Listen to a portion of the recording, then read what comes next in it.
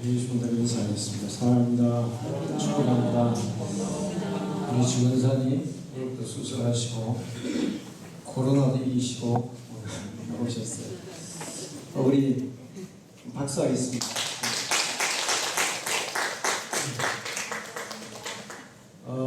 대단하십니다.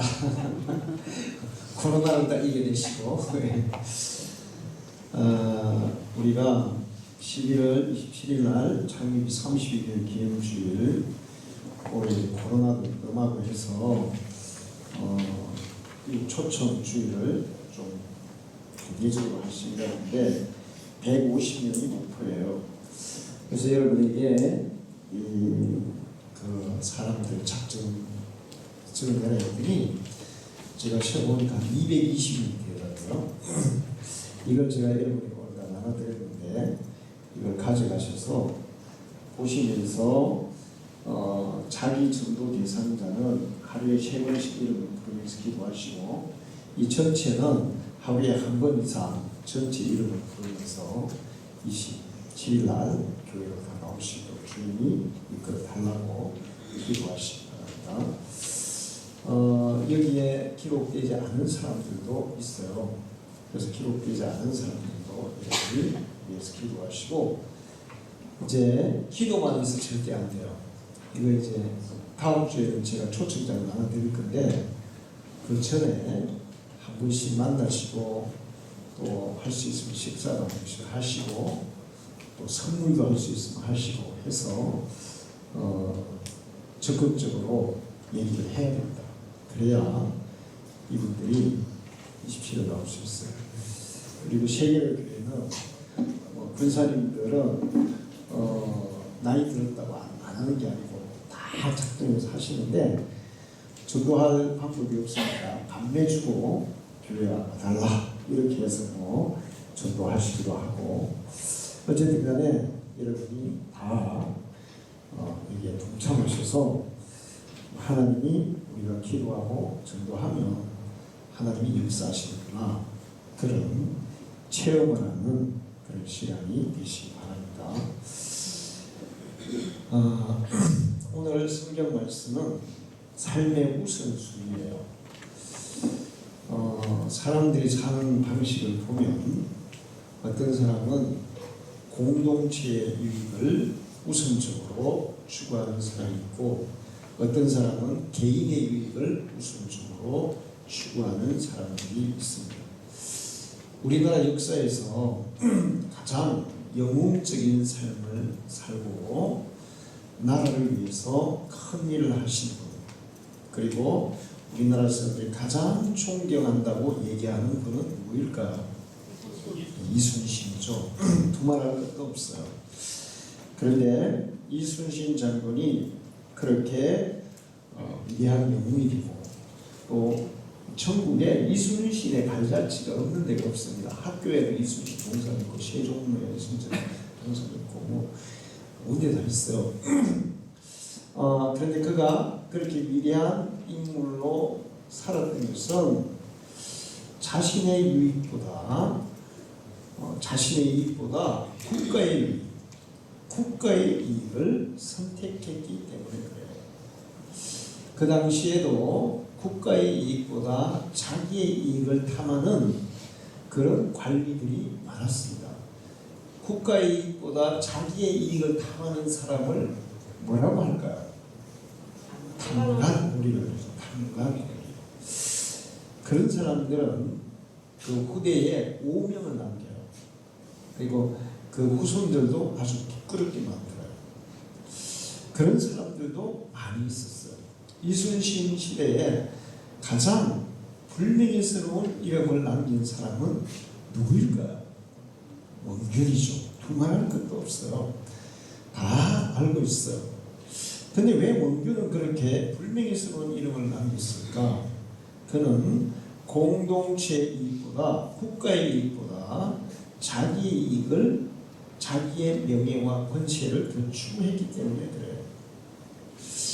원균은 이순신이 이 싸움에서 연전연승하고 그러면서 삼도수군 통제사라는 최고의 자리에 올라갈 때 계속 시기하면서 조정에다가 이순신을 모함했어요. 그리고 자기 밑에 부하 병사들을 학대하고 심지어는 일본에서 송환된 포로들을 죽여서 자기의 전공으로 조정에다가 보고를 하는. 그래서 이런 원균의 행동을 이순신은 원흉이다 이렇게 표현했어요. 난중일기에도 조선왕조실록에도 그 원균이 어떻게 잘못했는지 그 잘못에 대한 얘기들이 자세하게 기록되어 있습니다. 그가 가장 큰 잘못을 저질렀던 것은 임진왜란 초기에 일본의 해군이 이제 막 이렇게 몰려와서 이제 서해 쪽으로 막 올라가려 할 때 원균은 경상도를 책임지는 그런 수군 대장이었어요. 그런데 싸워보지도 않고 자기 밑에 있던 그 군 한 80척을 다 불태워버립니다. 그리고는 도망을 가요. 배 한 척을 가지고 도망을 가요. 곤양 쪽으로 도망을 갔어요. 그때 옥포의 만호로 있던 이운농이라는 분이 굉장히 나무랐어요. 자기보다 이제 그 높은 분이죠. 원균이 높아요. 사또가 나라의 중책을 맡았으니 의리로포와 관할하는 경내에서 죽어야 마땅합니다. 여기는 호소와 호남으로 들어가는 길목이라 적에게 넘겨주면 양호가 매우 위태롭습니다. 지금 군사가 흩어졌지만 다시 모을 수도 있고 호남의 수군에게 구원을 청할 수 있을 것입니다. 싸워야 됩니다. 도망치기에 바빴어요. 원균은 그렇게 생각했을까요?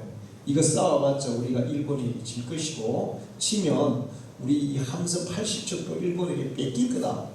뺏기기 전에 다 그냥 불태워서 폭발시켜서 버리고 도망가자. 싸워보지도 않고 자기의 이익, 자기의 안위를 위해서 국가의 이익과 안위를 포기한 그런 사람이었어요. 그러나 이순신은 나라를 위해서 자기의 이익을 포기한 사람이었습니다.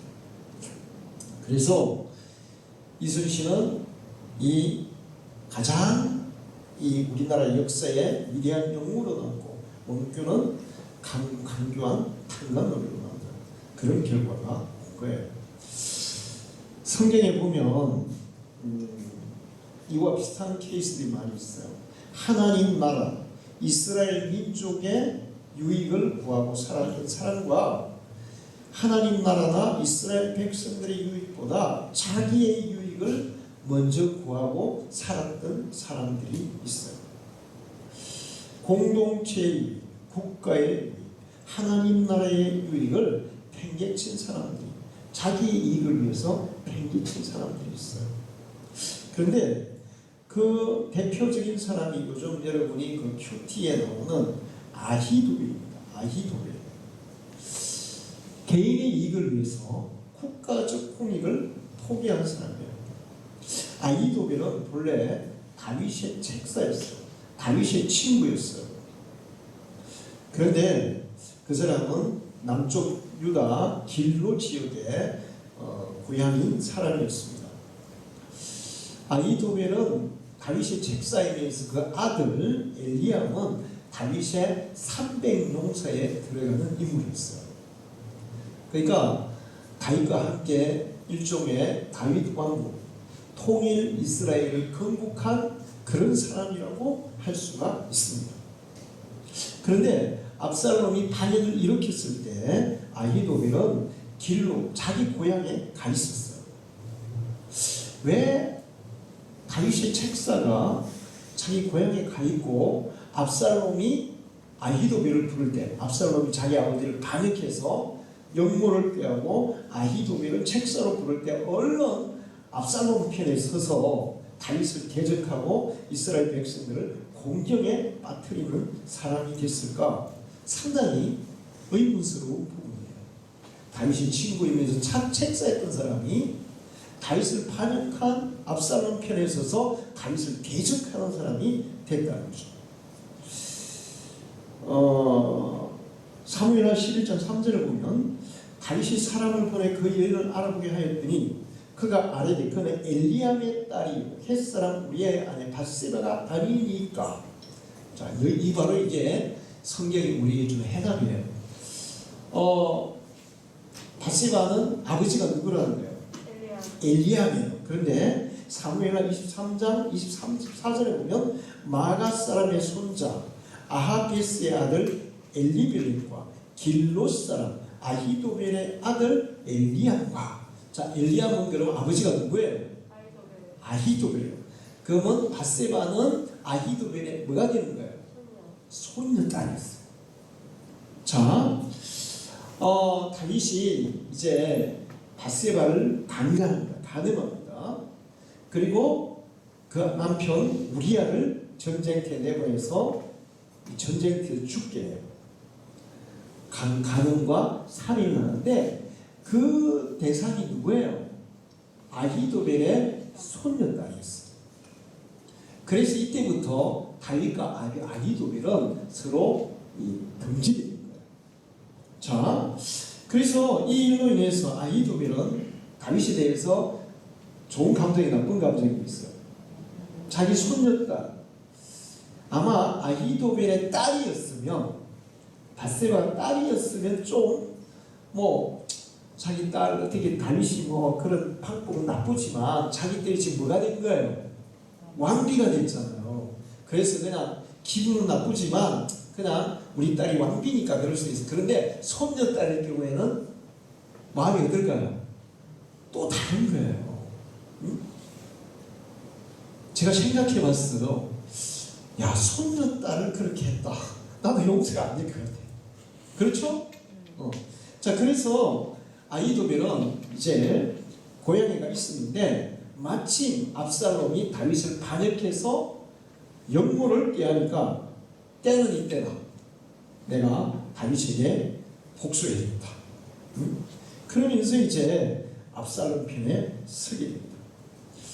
자, 아히도벨의 이런 행위는 개인적인 원한을 갖기 위해서 국가의 재난을 이용하는 그런 행위예요.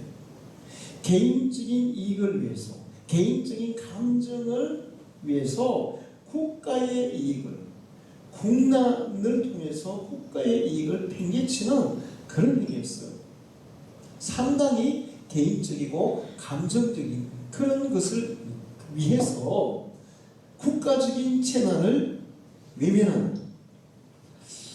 사실 있잖아요. 의리가 좀 많은 사람들이라고 얘기하는 사람들 어떤 사람들이 있습니까? 네? 어떤 사람들이 의리를 막 주장하죠. 의리를 주장하는 사람들이 있어요. 누구예요? 깡패들이 그렇잖아요. 깡패들 의리에 살고 의리에 죽는다 그래요. 자, 그러면 깡패들의 의리, 그것은 아주 작은 의리예요. 깡패들의 의리는 작은 의리예요. 작은 의리를 위해서 국가적인 의리를 팽개치는 사람들이 더 많습니다. 작은 의리를 지키기 위해서 큰 그런 의리를 저버리고 국가적인 의리를 저버리고 그런 사람들이 세상에는 굉장히 많아요. 아히도벨은 그런 사람이었어요. 자기 개인적인 이익과 자기 개인적인 감정, 이것을 위해서 국가적인 그 이익을 팽개친 그런 사람이었어요. 아히도벨은 압살롬이 반역을 일으키니까 다윗에게 내가 보복할 수 있는 것은 바로 이때다. 그러면서 이제 사실 이 압살롬이 반역을 일으킨 것은 이스라엘 국가적으로는 뭐예요?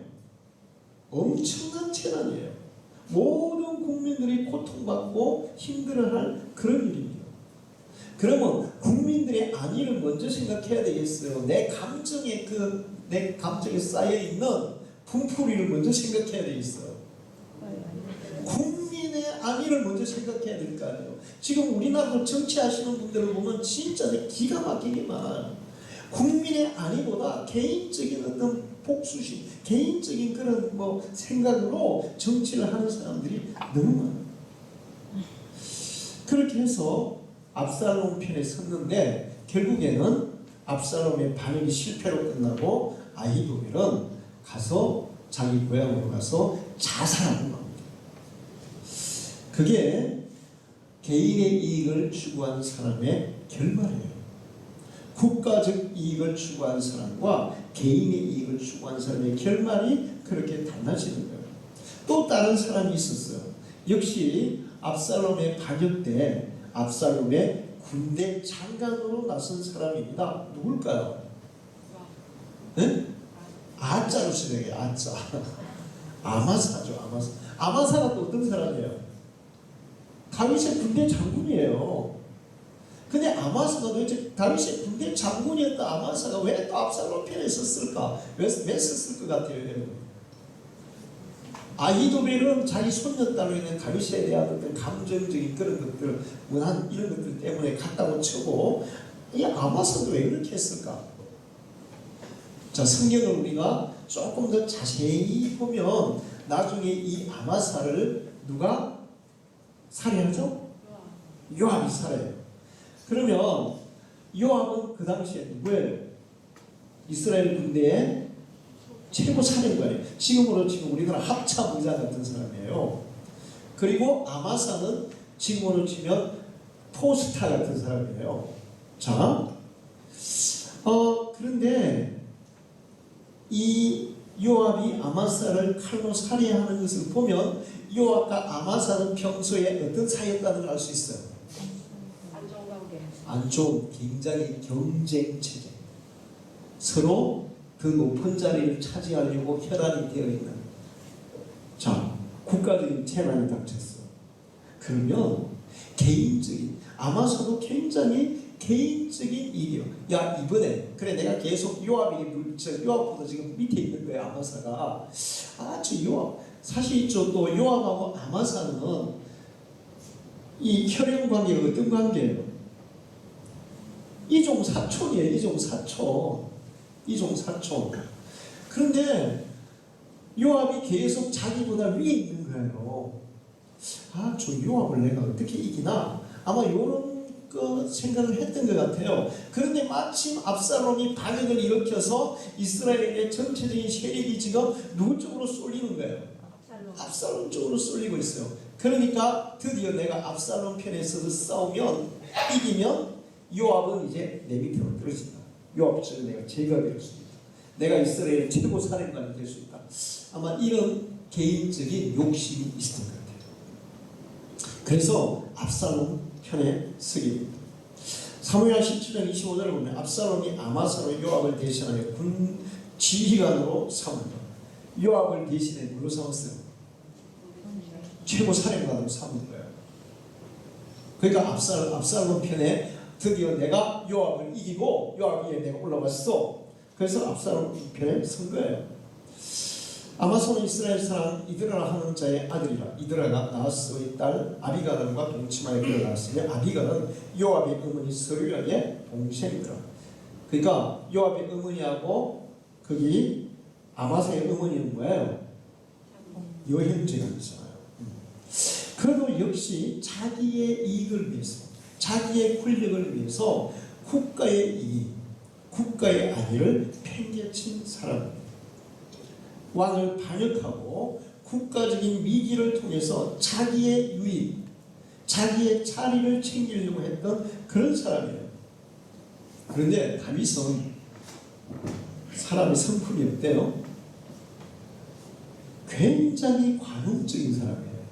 다윗이 바세바를 취하고 우리엘을 죽인 것, 그는 일생에 정말 천추의 큰 죄였지만 그 외에 다윗의 모든 성품이나 행위는 굉장히 훌륭한 사람이에요. 할렐루야.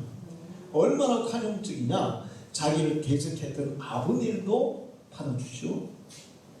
근데 이제 요압이 아브넬이 다윗의 휘하로 들어오면 자기 자리가 위태로울 것 같으니까, 그리고 자기 동생을 죽였다는 것 때문에 아브넬도 살해해버리죠. 요압이 그런 강조한 사람이에요. 그 다음에 이제 아마사가 이 압살롬의 반역이 평정이 되고 다윗이 다시 왕궁으로 돌아와서 아마사를 어떻게 해야 돼요? 그러면 목을 쳐야 되겠어요? 살려놔야 되겠어요?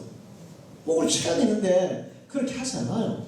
아마사를 다시 군대 장군으로 임명을 하고 이 세바가 반역을 일으켰다는 것을 듣고 세바를 이제 저지하기 위해서 아마사를 대장으로 세워요. 그러니까 요압은 기분이 어떻게 했어요? 진짜 바로지를 당한다. 저거 왕을 배신하고 그게 다시 또 저 높은 자리를 차지해? 저런 걸 살려볼 수 없어. 그래서 이제 요압이 아마사를 만나가지고 인사하는 체 하면서 이 수염을 잡고 이렇게 입맞춤을 쳐가면서 칼로 배를 찔러서 한 방에 죽여버립니다. 아마사가 이렇게 개인의 이익을 탐하다가 국가적 이익을 버리고 개인의 이익을 탐하다가 결국에는 요압에 의해서 살해를 당하고 말아요. 아마사가 요압의 손에 있는 칼을 주의하지 아니한지라 요압이 칼로 그의 배를 찌르매 그의 창자가 땅에 쏟아지니 그를 다시 치지 아니하여도 죽으니라. 요압과 그의 동생 아비새가 비글의 아들 세바를 뒤쫓을세. 결국 그렇게 해서 아마사도 비참한 최후를 마칩니다. 그 다음에는 세 번째 인물이 있어요. 아비아달이에요. 아비아달은 다윗과 보통 사이가 아니에요. 아비아달은 다윗이 사울왕을 피해서 이 도배에 있는 제스나한테 갔을 때 아비아달의 아버지가 다윗을 대접해 줍니다. 그것 때문에 사울이 이 아비아달의 집안, 그 아버지와 그 집안의 모든 제사장들 다 살해해요. 다 죽여요. 근데 아비아달만 도망을 쳐서 다윗에게 가서 살아남았어요. 그러니까 다윗은 아비아달에 대해서 어떤 생각을 가졌겠어요? 병이 많습니다. 뭐 정도가 아니고 자기 때문에 자기 가족들이 다 죽었잖아요. 그러니까 턱대하게 생각했어요. 아비아달을. 그래서 이제 대제사장이 된 거예요. 그리고 항상 다윗 편에서 다윗과 함께 국사를 의논했던 그런 사람입니다. 자, 그런데 다윗은 아비아달은 제사장이에요. 제사장은 정치적인 중립을 지켜야 되겠어요. 쏠려야 되겠어요. 그럼 중립을 지켜야 돼. 중립을 지켜야 돼. 제사장 중립을 지켜야 돼. 근데 이제 다윗이 늙은 거예요. 그런데 이 당시에도 이 아비아달과 경쟁 체제에 있는 제사장이 있었어요. 누구였을까요? 사독이었어요. 사독과 아비아달이 다 대제사장으로서 이 경쟁 체제에 있는 거예요.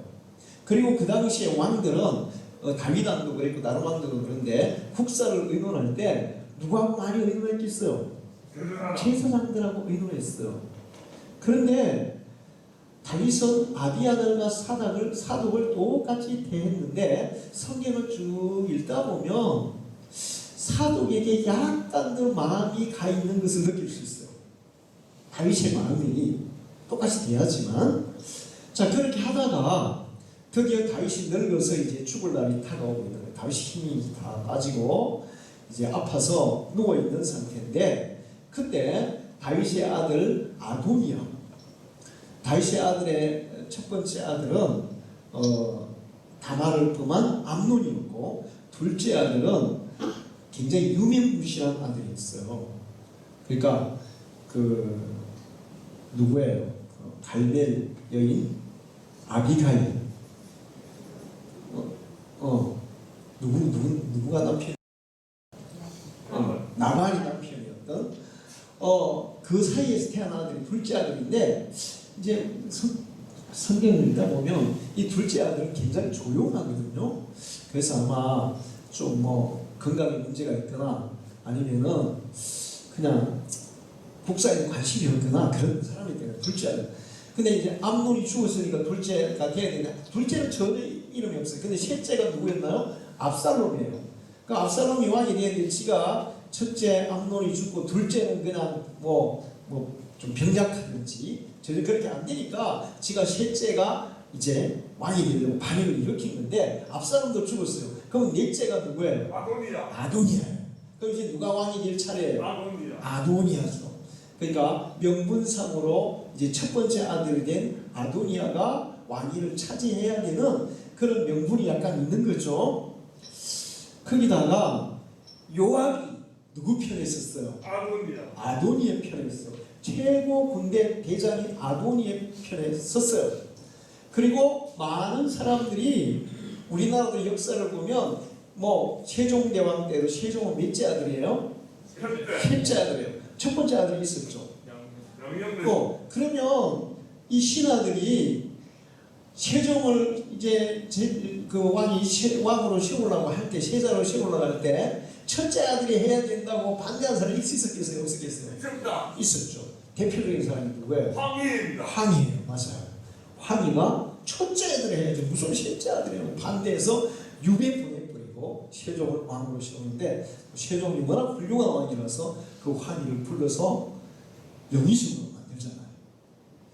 그런 훌륭한 들고 있대 훌륭한 신화가 있고 그래서 역사가 발전하는 겁니다. 할렐루야.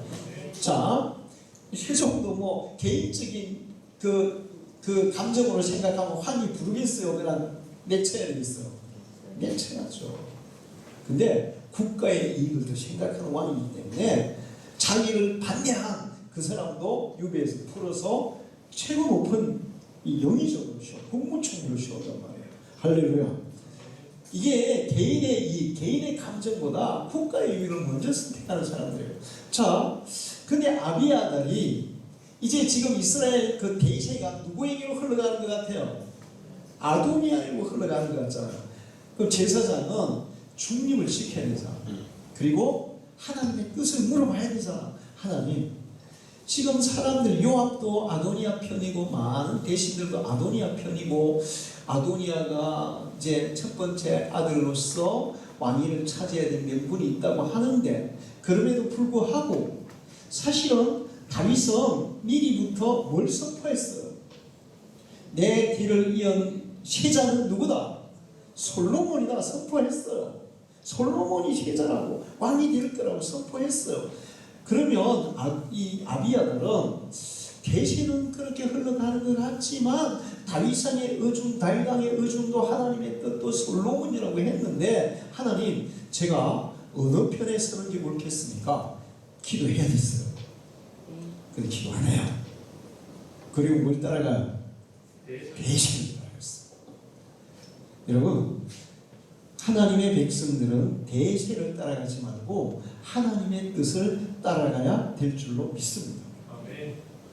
그렇게 해서 아도니아 편을 들었다가 결국에는 어떻게 되느냐? 열왕기상 1장 7절은 아도니아가 스루야의 아들 요압과 제사장 아비아들과 모의하니 그들이 따르고 통하고 아도니아가 요압과 군대장은 요압이고 대제사장 이제 이 누구예요? 아비아달이고 다 자기 편이니까 내가 당연히 왕이 될 거라고 지금 착각하고 있는 거죠. 그게 대신하고 생각하는 거예요. 그렇게 해서 따라갔다가 결국에는 아도니아가 쫓겨나고 솔로몬이 왕이 됩니다. 그렇게 되고 나서 열왕기상 2장 27절에 아비아들을 쫓아내요. 솔로몬이 왕이 되고 나서 아비아들을 쫓아내요. 여호와의 제사장 직분을 파면하니 제사장 직분을 파면하니 여호와께서 실로에서 엘리의 집에 대하여 하신 말씀이 응하게 합니다. 그렇게 해서 이 아비아들은 대제사장직을 박탈당하고 자기 고향으로 쫓겨가서 쓸쓸히 자기 말년을 보내게 됩니다. 그리고 요압도 다윗 편에 있어서 하다가 결국에는 마지막에 국가의 이익보다 하나님의 뜻보다 뭘 선택했어요? 대세를 선택했어요. 그러니까 내가 다윗 때도 최고의 군대 대장이었는데 이제 나이가 들었잖아요. 그러면 이제 뭐 해야 돼요? 은퇴해야 돼, 은퇴해야 돼. 그때 다른 새로운 그 아주 젊은 촉망되는 장군들이 막 일어나고 있는 거예요. 근데 권력이라는 게 그렇잖아요. 세상에 바리든 나이 몇 살이에요? 80몇 살이잖아요. 근데 다음에 대통령 한 번 더 나오려고 그런다더만. 시진핑이 몇 살이에요 지금? 응? 53년생이에요. 53은 그러면? 70 다 돼갑니다. 73살? 70 다 돼갑니다. 자, 53년생이면 70살이에요. 70살. 지금 70살인데 근데 지금 이제 5년 더 하려고 그러고 5년 동안에 안 끝나고 언제까지 하려고 하는 거예요? 죽을 때까지 하려는 거야. 이게 권력을 탐하면 그런 거예요. 요압도 나이가 들었지만 계속해서 이 자기가 그 자리를 차지하고 이스라엘을 자지우지하고 싶은 아도니아를 도와서 아도니아를 왕을 시키면 아도니아는 요압보다는 위치상 자리로는 왕이지만 실제로 권치는 누구에게 있을까요? 요압. 나라를 지맘대로 하려는 거죠. 이런 개인적인 이익을 국가적인 이익보다 먼저 선택한 요압이에요. 그렇게 하다가 결국에는 솔로몬이 왕이 되면서 아비아들은 제사장을 박탈하고 쫓겨가고 요압은 솔로몬에 의해서 처형을 당하고 그래서 인생이 끝나요. 자, 처음부터 끝까지 개인의 이익보다 공동체의 이익, 하나님 나라의 이익, 하나님의 공의를 우선적으로 선택한 사람들. 반면에 이런 공공의 이익보다 자기 개인의 이익, 자기의 감정에 더 충실했던 사람들, 그 사람들의 인생의 결말은 완전히 천지차이로 달라져요. 공공의 이익, 하나님 나라의 이익, 하나님의 공의, 하나님의 뜻을 선택한 사람의 삶이 훨씬 더 복되다는 사실을 기억하기를 축원합니다. 하나님 나라를 위해서, 공의를 위해서 평생을 산 사람이 바로 사도 바울이에요. 그래서 사도 바울이 이렇게 고백합니다. 사도행전 20장 24절에 내가 달려갈 길과 주 예수께 받은 사명 곧 하나님의 은혜의 복음을 전하는 일을 마치려 하면은 나의 생명조차 조금도 귀한 것으로 여기지 아니하노라. 바울은 그런 사람이에요. 무슨 얘기냐면 바울이 지금 에베소에서 예루살렘으로 마지막 3차 전도여행을 마치고 예루살렘으로 다시 돌아가려고 이제 준비하는 과정에 있을 때 이 에베소에 있던 예언자가 바울 선생님 이번에 예루살렘으로 돌아가면 당신은 거기에서 처형당할 수 있습니다. 당신의 생명이 아주 위태롭습니다. 가지 마십시오. 이렇게 얘기했어요. 사도 바울도 사도 바울이 그 예언자보다 더 신령해요.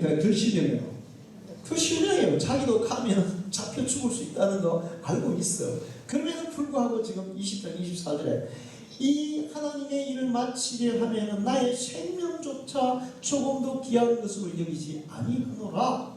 자기의 생명도 하나님 나라를 위해서라면 기꺼이 내가 바칠 각오가 되어 있다. 그리고 예루살렘으로 가죠. 그리고 붙잡혀서 재판을 받다가 결국은 로마로 호송이 되고 그가 그렇게 평소에 마지막에는 내가 로마에 가서 복음을 전하고 싶습니다. 그렇게 소원하고 기도했던 그 기도대로 하나님이 로마로 보내서 복음을 전하게 해요. 할렐루야. 그래서 사도 바울은 기독교 역사, 세계 역사에 가장 위대한 사도로 남아있어요. 할렐루야. 자기의 이익보다 하나님 나라의 이익, 자기의 생명보다도 하나님 나라의 이익을 먼저 선택한 바울은 그런 위대한 사도가 되었어요. 그 다음에 구약에는 갈렙이 대표적인 사람이에요. 자기의 이익보다 공동체, 이스라엘 민족의 이익을 우선적으로 선택한 사람이 갈렙이에요. 갈렙은 85살에 가나안 땅을 여호수아에게 정복했어요. 자기가 받을 땅도 다 정복했어요. 그런데 아직 정복하지 않는 땅들이 많은 거예요. 그걸 정복 안 하면 다음에 그 정복 안 된 땅으로 인해서 이스라엘은 계속 갈등하고 서로 또 전쟁하고 그 다음에 또 우상숭배에 빠질 수 있고 그렇기 때문에 그걸 다 평정해야 되는 겁니다. 근데 이제 어느 정도 땅을 차지했으니까 사람들이 더 하고 싶어요? 하기 싫어요? 이제 저 전쟁 그만하고 좀 편히 살자. 우리는 땅도 충분히 확보했는데 편히 살자. 자기들은 편하겠지만 그 사람들이 남아있으면 그 후손들은 어떨까요? 계속 전쟁에 시달려야 되는 거예요. 그리고 우상숭배로 그 후손들이 타락할 수 있는 거예요. 그래서 갈렙은 85살인데 여호수아에게 요구합니다. 내가 이스라엘 백성들이 다 포기하는 저 산지, 헤브론 산지를 내가 점령하겠습니다. 앞장서서 점령하겠습니다. 나에게 맡겨주시오. 그러면서 이제 앞에 나가서 싸우죠. 그 정도 나이면 아이 이제 이거 그만해. 그 정도 했으면 됐어. 이제 남은 생애는 좀 편하게 그냥 편하게 즐기면서 그냥 그렇게 살아야지. 충분히 개인의 이익을 취할 수 있음에도 불구하고 그런 편한 생활을 포기하고 나라를 위해서 자기를 희생하고 있어요. 그래서 민수기 14장 24절에 보면 그러나 내 종 갈렙은 그 마음이 그들과 달랐습니다. 나를 온전히 따랐은즉 그가 갔던 땅으로 내가 그를 인도하여 드리니 그의 자손이 그 땅을 차지하리라. 오직 여호와의 아들 갈렙은 온전히 여호와를 순종하였으나 그는 그것을 볼 것이요 그가 밟은 땅을 내가 그와 그의 자손에게 주리라 하시고. 할렐루야. 하나님은 개인의 이익을 선택하는 사람은 쓰지 않습니다. 공동의 이익, 국가의 이익, 하나님 나라의 유익을 위해서 사는 사람을 쓰시는 줄로 믿습니다. 그리고 바르실레라는 사람도 나오죠. 바르실레는 길앗 사람인데 다윗이 압살롬을 피해서 마하나임, 길앗 그 지역으로 도망을 갔어요. 자, 전체적인 판세를 보면 다윗 편에 쓰는 게 유리하겠어요? 압살롬 편에 쓰는 게 유리하겠어요? 다윗 편에 잘못 썼다가 어떤 결과가 올까요? 그냥 멸문지화 그러죠. 자기뿐만 아니라 자기 모든 일족이 다 죽을 수 있는 그런 엄청난 위험한 선택이에요. 그러나 바르실레는 자기와 자기 가족의 안위보다 국가의 안위를 더 생각했어요. 이 다윗이 죽으면 이스라엘은 어떻게 될 것이냐. 우리 가문은 편하게 살 수 있을지 모르지만 이스라엘 전체는 엄청난 대혼란에 빠지고 국가적인 엄청난 위기가 닥칠 것이다. 그러므로 나는 다윗 편에 쓰겠다. 그래서 그런 위험을 감수하고 다윗 편에 서서 다윗을 잘 돌봐드리고 결국에는 그들의 그러한 수고와 노력으로 다윗이 다시 재기할 수 있었어요. 할렐루야. 그 반역을 정복하고 그거를 평정하고 다윗이 왕궁으로 돌아갑니다.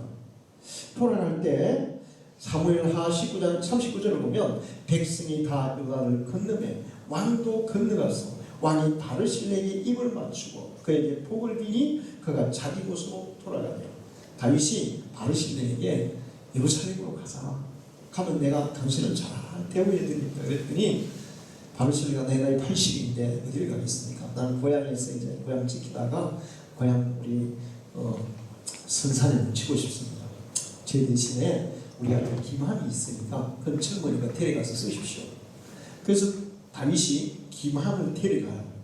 근데 바르실레에 대한 그 애정이 얼마나 각별했던지 왕상 열왕기상 2장 7절을 보면 다윗이 마지막에 임종 때 유언을 합니다.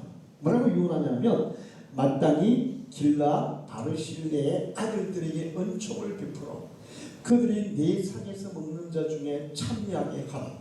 내가 내 형 압살롬의 낯을 피하여 도망할 때 그들이 내게 나왔느니라. 할렐루야. 다윗은 이제 포용력도 크고 굉장히 관용적이면서도 자기가 받은 은혜에 대해서는 절대로 잊지 않아요. 할렐루야. 죽으면서 솔로몬에게 바르실레의 자녀들을 잘 배우해라. 내가 공경에 처했을 때 그들이 나를 도왔고 그들의 그 도움으로 해서 내가 재기할 수 있었고 네가 왕위에까지 올라오게 된 것이고 이스라엘이 지금 이렇게 평안을 누리게 된 것이야. 할렐루야. 개인의 이익을 따르면 우선적으로는 자기에게 유익이 오는 것 같지만 결과적으로 공동체의 이익이 헤쳐지게 되고 공동체의 이익이 헤쳐지면 결국에는 그 개인의 이익도 다 허사가 되는 거예요. 할렐루야. 그래서 오늘 예수님은 우리에게 삶의 우선순위가 무엇인지를 가르쳐주고 있어요. 마태복음 6장 33절 그런 적 너희는 먼저 그의 나라와 그의 의를 구하라. 그리하면 이 모든 것을 너희에게 더하시리라. 여기서 먼저라는 말의 뜻이 뭐냐 하면 프로톤이라는 헬라어인데 최초로, 첫 번째로, 우선적으로 이런 뜻이에요. 너희는 우선적으로. 그럼 여기서 너희는 누구를 말할까요? 그리스도인들, 예수 믿는 사람들을 말해요. 할렐루야.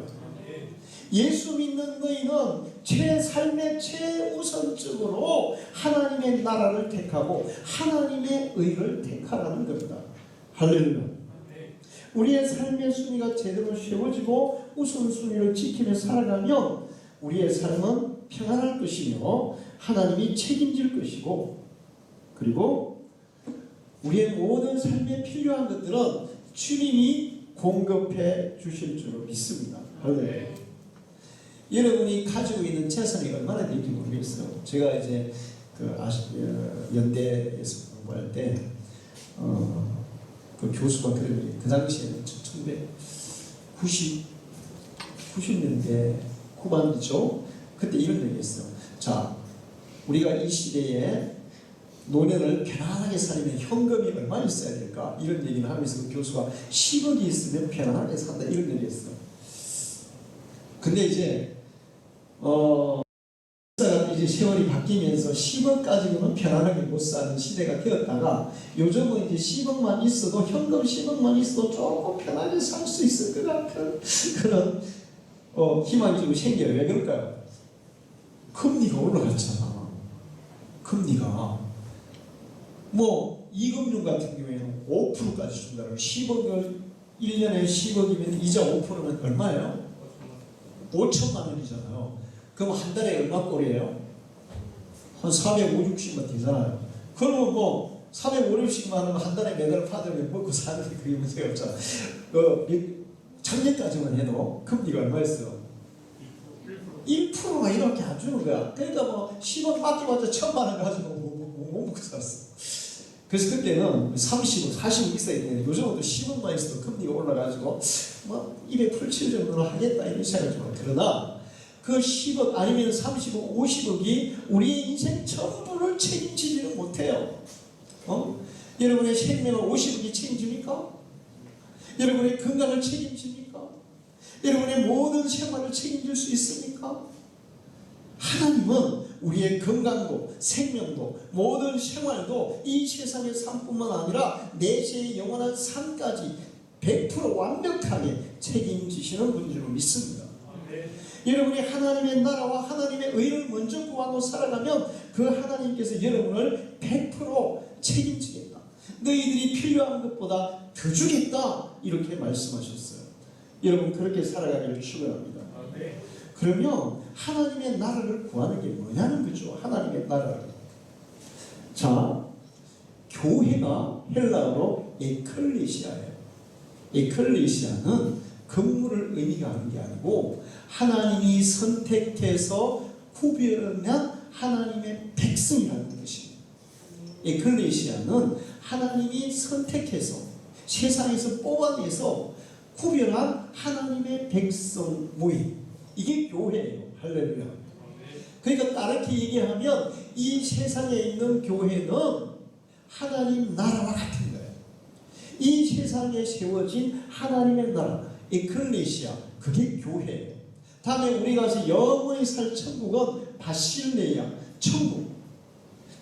그건 영원한 천국이고 이 세상에서 하나님이 천국을 대신해서 이 세상에 세워놓은 에클레시아, 하나님의 백성들의 공동체, 그게 교회인데 이 세상에서 하나님의 나라와 의를 구하는 것은 곧 그 교회 공동체의 유익을 먼저 구하는 거예요. 할렐루야. 이게 하나님 나라와 의를 구하는 거예요.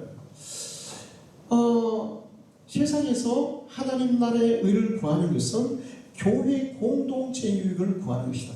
어떤 사람이 그렇게 해요. 교회 문제들이 많은데 뭐 그래야 됩니까?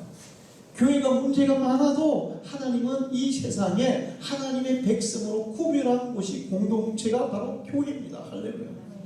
이 세상에 하나님의 백성의 공동체는 교회밖에 없어요. 어디 그런 공동체가 있어요? 문제가 많은 것은 아직까지 미성숙한 성도들, 아직까지 이 성화되지 못한 성도들, 그런 성도들이 함께 어울려 있기 때문에 교회에도 문제가 있을 수가 있어요. 그러나 그 교회 공동체 자체는 하나님이 구별한 하나님의 백성들 모임이에요. 할렐루야. 그래서 좀 더 완벽한 하나님의 백성답게 전진해 가는 것이 교회예요. 할렐루야. 우리가 오늘 이렇게 예배하고 기도하고 그 다음에 또 하나님의 말씀을 배우고 하는 것은 좀 더 하나님의 백성다운 모습을 갖추어가는 과정인 겁니다. 할렐루야. 자, 그래서 이 세상에 하나님의 나라는 교회라는 거예요. 우리가 여러분의 삶을 결정할 때, 교회를 우선으로 결정할 때 하나님이 여러분의 모든 것을 더하여 주실 줄 믿습니다. 직장을 선택할 때도, 결혼을 선택할 때도, 사업을 선택할 때도, 주택을 선택할 때도, 여러분의 인생을 결정할 때 교회를 우선으로 결정하는 것이 하나님 나라를 우선으로 결정하는 것이고, 그래야 할 때 하나님이 더하여 주신다는 거예요. 할렐루야.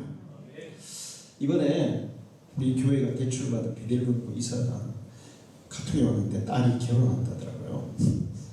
그래서 제가 축의금을 조금 해서 그랬더니 감사하고 전화가 왔는데, 그러면서 자기 아들 얘기를 하더라고요. 자기 아들이 29살인데 결혼을 이제 해야 되는데 조금 빠르긴 하지만 결혼하고 싶은데, 목사님 좋은 아가씨 있으면 중매 좀 하세요. 이러는 거예요. 그래요. 제가 뭐 좋은 아가씨 한번 알아볼게요. 이제 그 아들이 만약면 한의대로 와가지고 보건소에서 군복무 대신에 이제 근무를 하고 있어요. 그런데 이제 아들이 결혼할 때 상대를 만나고 싶어 한다는 거예요. 그러면서 이제 작년에, 근데 우리 아들이 있잖아요. 결혼 대상자가 좀 까다로워요. 그러는 거예요. 나는 그러면 뭐 사회적인 지위가, 아가씨가 지위가 있어야 되냐, 뒤처럼 뭐 의사나 한의사야 되냐, 이런 생각을 순간적으로 했어. 근데 이 아들이 뭐라고 얘기했냐 하면, 얼마 전에 선자리가 들어왔는데 그 아가씨 아버지가 한의사고 딸도 한의사래요. 딸은 이제 교회를 다니고 있고, 근데 아버지는, 어머니는 교회를 안 다닌다는 거야. 그랬더니 이 아들이 단칼에 안 합니다. 저는 그랬다는 거예요. 그래서 왜 그랬어요? 그랬더니 자기 아들은 최소한 장로님의 자녀들 정도, 아니면 2개 이상 신실하게 예수 믿는 사람들의 자녀들이어야 자기는 결혼할 수 있다는 거예요. 와, 이 시대에도 저런 청년이 있나? 저는 굉장히 놀랐어요. 아주. 야, 대단하네. 근데 이 청년은 진짜 현명한 청년이에요. 할렐루야. 현명한 청년이에요. 자, 근데 제가 이제 생각해보면서, 야, 이 얘가 도대체 이 29살짜리 청년이 이 시대에 맞지 않는 그런 진짜 생각을 가지고 있네. 신앙, 이 배우자를 선택할 때 진실한 믿음, 참된 믿음을 우선으로 지금 고려하고 있네. 그래서 이게 도대체 어디에서 영향을 받은 걸까 생각해 보니까 그 아버지였어요. 이 아버지 김경호 장로가 창원 베델금고 직원이었어요. 과장인가 그랬어요. 근데 오래 근무를 했습니다. 그때 베델금고 이사장이 있었는데 이사장이 이제 은퇴할 때가 다 된 거예요. 그래서 이 김경호 장로님에게 당신이 앞으로 베델금고 이사장을 해라. 과장 하는 거하고 이사장 하는 거하고 어느 게 좋겠어요? 이사장이 뭐 월급부터 모든 게 이게 비교가 안 되는 거예요. 명예부터 월급 다.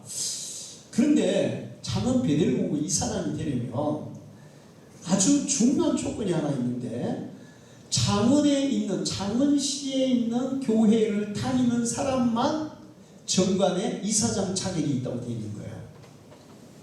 이분이 김경호 장로가 아무리 착실하고 잘해도 이 김경호 장로는 마산은혜교회 장로라고 말해요. 창원에서 진해로 넘어갔는데 거기 우리 다리 있는데 그 밑에 있는 교회 마산은혜교회, 마산에 있는 교회 장로예요. 그런데 자기가 이사장이 되려면 그 교회에서 나와서 창원에 있는 교회로 가야 되는 거예요. 그래 이사장 자격이 되는 거예요. 그런데 이 장로님이 부전자전, 이사장이 뭐라 그랬을까? 안 됩니다. 저는 이사장을 못해도 교회를 지키겠어요. 그래서 그냥 이사장 자리를 포기했습니다. 자, 그러면 하나님이 그냥 놔두실까요? 아니요. 어떻게 하셨을까요? 그렇죠. 창원 마산 진해를 창원시로 만들어버린 거야. 할렐루야. 네. 그래가지고 자동적으로 이사장 자격이 주어졌어. 그런데 참 이 얼마나 하나님의 손길이 신비한지 몰라. 바로 그 다음 해에 이 베델금고 이사장이 호주에 목사님들 몇 분하고 부부 호주에 여행을 갔거든. 그 다음에 바로 그러니까 창원시가 통합이 되고 나서 그 다음에 폼에 간 거예요. 근데 바닷물에서 놀다가 심장마비로 돌아가셨어. 만약에 창원시가 그 해에 통합이 안 됐고 그 다음에 됐으면 이사장은 어떻게 됐을까요? 물건에 갔죠. 응? 하나님은 베델금고 이사장이 그 다음 폼에 죽을 것까지 다 예상하고 계신다. 다 보고 계신다. 그래서 그분 죽기 전에 부랴사랴 그냥 창원시를 창원 마산 진해를 하나로 통합해버렸어. 할렐루야. 그래서 지금 이사장이 됐어요. 우리가 대출받을 때 많은 도움을 주셨죠. 자, 저는 그런 것들을 보면서 아 그래, 내 차리보다 내 출세보다 내 이익보다 내 재물보다 하나님의 나라, 하나님의 교회를 먼저 선택했을 때 하나님은 모든 것을 더하여 주시는구나. 할렐루야. 전주 태평교회가 있어요. 김용실 목사님이 원래 목사님이셨는데 돌아가셨어요. 근데 제가 서울신학대학 그 기숙사 체험을 아는 사람들이 일주일 기숙사 체험을 해야 되는 시간인데 그분이 간증을 오셨어요. 그분이 우리에게 신학생들 그런 얘기예요. 자기가 전주 태평교회 부임했는데 한 200명 정도 모였대요. 근데 서울에 있는 큰 교회에서 담임 목사로 1000명이 온 거예요. 가야 되겠어, 안 가야 되겠어? 응? 가야 되겠어, 안 가야 되겠어? 인간적으로는 가야 돼요, 안 가야 돼요? 인간적으로 가야 돼요. 인간적으로 가야 되지. 그래서 목사님도 가려고 했대요. 가려고 결정했대요. 근데 목사님이 가려고 했다는 결정을 했다는 것을 성도들이 알고는 찾아와서 난리 난 거예요. 울고 불고 안 돼요, 목사님. 목사님 못 가요. 우리 못 살아요. 절대 안 돼요. 그러니까 목사님이 알았다고. 내가 뭔데 나를 이렇게 귀하게 생각하시냐고. 여러분이 그렇게 원하는데 내가 어떻게 가겠냐고. 포기하고 안 갔습니다. 그리고 태평교회에서 계속 목회를 했어요. 그리고 지금 태평교회는 한 2, 3천 명 모이는 교회로 부흥을 했죠. 근데 교회가 부흥한 것도 부흥한 거지만 더 중요한 것은 이 김용칠 목사님이 교회와 그 지역 신자들뿐만 아니라 불신자들에게도 존경받는 목사님이에요. 할렐루야. 그 목사님이 돌아가셨어요. 전국일보에서 목사님의 이 소천 소식을 전하면서 기사를 쓰는데 뭐라고 쓰냐면 불교에서 성철이 있다면 기독교에는 김용칠 목사가 있다. 할렐루야. 불교 사람들이 제일 존경하는 성철과 같은 파멸에서 안 믿는 사람들이 이 목사님을 존경하는 거예요. 할렐루야. 그리고 그 목사님은 자기의 시신을 전북대학교 의과대학에 기증했어요. 정말 훌륭하신 분이죠. 자기의 이익보다 하나님의 교회의 이익, 하나님 나라의 이익을 먼저 선택했을 때 하나님께서 이 교회뿐만 아니라 또 교계뿐만 아니라 불신자들에게서까지도 이렇게 우러러보고 존경받는 그런 목사님으로 세우셨어요. 할렐루야. 요즘 교회에서는 존경받지만 세상에서는 존경받지 못하는 분들이 얼마나 많은지 몰라요. 목사님들은 교회에서도 존경의 대상이 되어야 되지만 불신자들에게도 존경의 대상이 되어야 될 줄 믿습니다.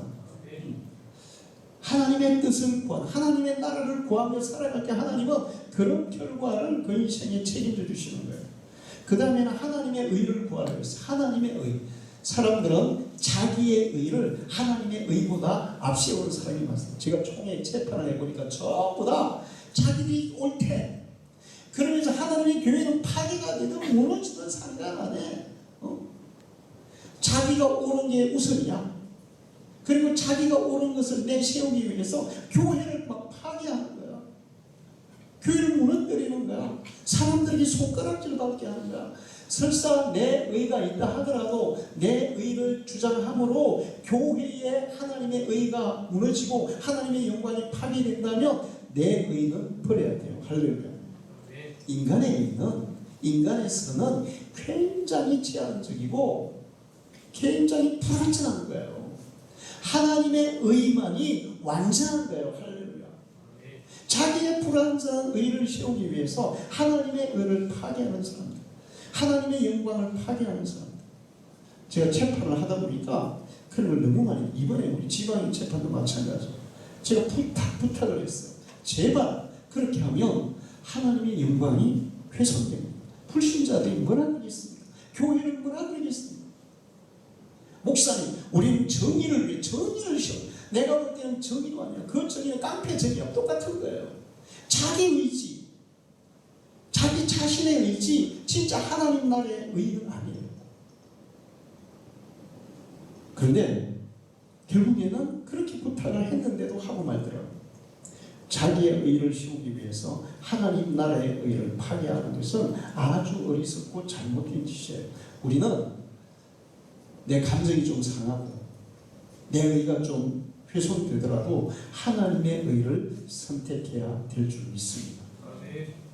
자기의 이익을 위해서, 자기의 의를 세우기 위해서, 자기 명예를 높이기 위해서 하나님의 나라를 포기하고 또 하나님의 의를 포기하는 사람은 아까 제가 쭉 얘기한 아이도벨, 요압, 아마사 그런 사람들과 같은 인생의 결과를 맞이할 수밖에 없어요.